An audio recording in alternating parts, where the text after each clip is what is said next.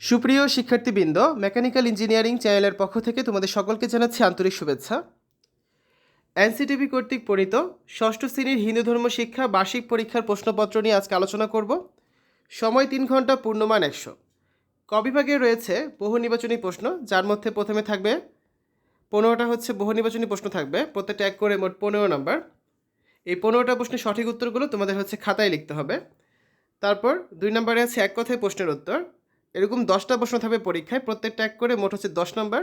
তো এই প্রশ্নের উত্তরগুলো তোমাদের এক কথায় বা এক লাইনে কিন্তু অ্যান্সার করতে হবে। তো এই নৈবত্তিক অংশের মোট 25 নম্বর।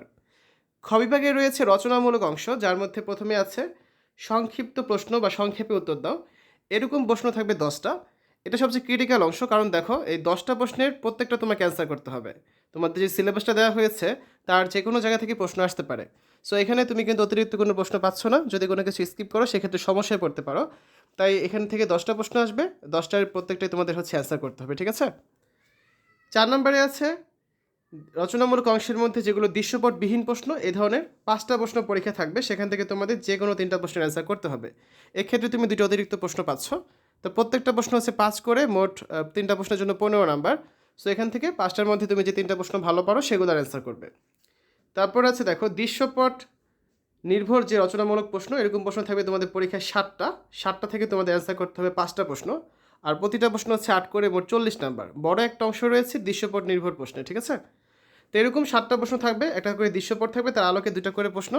2টা প্রশ্নের মার্কিং যে কোনোভাবে হতে পারে, তবে ফাইনাল মার্কিং 2টা যোগ করে 8 হবে।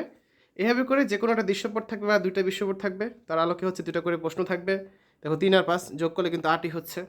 এই যে একটা দৃশ্যপট, তার আলোকে 2টা করে প্রশ্ন। এভাবে করে যে কোনো একটা দৃশ্যপট থাকবে এবং তার আলোকে 2টা করে প্রশ্ন থাকবে, ঠিক আছে? এভাবে তোমাদের পরীক্ষায় 7টা প্রশ্ন থাকবে, সেখান থেকে তোমরা যে 5টা প্রশ্ন ভালো পারো সেগুলোর অ্যান্সার করবে। এখন কথা আমরা এই প্রশ্নটা কোথায় পেলাম? শিক্ষার্থীরা, এনসিটিভি থেকে এবছর কিন্তু একটা প্রশ্নই দেওয়া হয়েছে, আর কোনো প্রশ্ন দেওয়া হবে না। তো আমরা এই প্রশ্নের উত্তরটা আমাদের চ্যানেলে দিয়েছি, আমি সেই লিঙ্ক দিয়ে দিব ভিডিওর কমেন্টে, তোমরা সেখান থেকে দেখে নিতে পারবে। তো এই প্রশ্নটা দেওয়ার অর্থ এই না যে এই প্রশ্নটা তোমাদের পরীক্ষায় হুবহু আসবে, ঠিক আছে? এটার সাহায্য নিয়ে তোমাদের শিক্ষকরা পরীক্ষার প্রশ্ন তৈরি করবেন। তো প্রত্যেকটা বিষয়ের প্রশ্নের উত্তর, নমুনা প্রশ্ন যেটা দেওয়া হয়েছে এনসিটিভি থেকে, সেগুলোর উত্তর এবং বার্ষিক পরীক্ষার সাজেশনগুলো আমরা আমাদের চ্যানেলে আপলোড করেছি। সেগুলো খুব সুন্দর করে প্লে লিস্টের ভিতর একসাথে দেওয়া আছে সবগুলো। আমি কমেন্টে সেই প্লে লিস্টের লিঙ্ক দিয়ে দেবো, সেখান থেকে তোমরা ভিডিওগুলো খুব সহজেই দেখে নিতে পারবে। শিক্ষার্থীরা, এই ছিল আজকে আলোচনা। আশা করি ভিডিওটা তোমাদের কাছে ভালো লেগেছে। সকলে সুস্থতা কামনা করে আজ এখানে বিদায় নিচ্ছি।